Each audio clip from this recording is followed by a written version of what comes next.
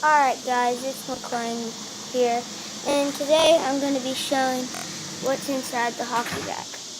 Okay, so let me just set y'all right there. Good, yeah.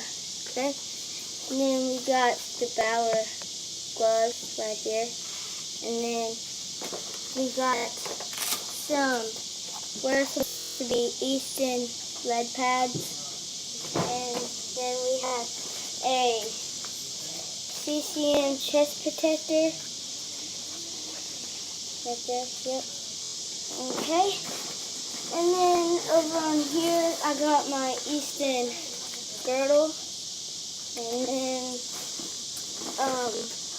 my other lead pad and my inline hockey pants.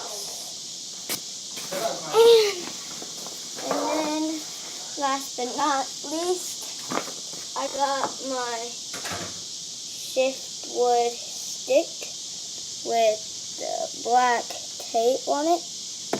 Right there, yep. Alright, and that's about it for this video. I know it was short, but there's just not a lot in a hockey bag. So yeah, and I'm gonna be getting my skates soon. So yeah. Peace out.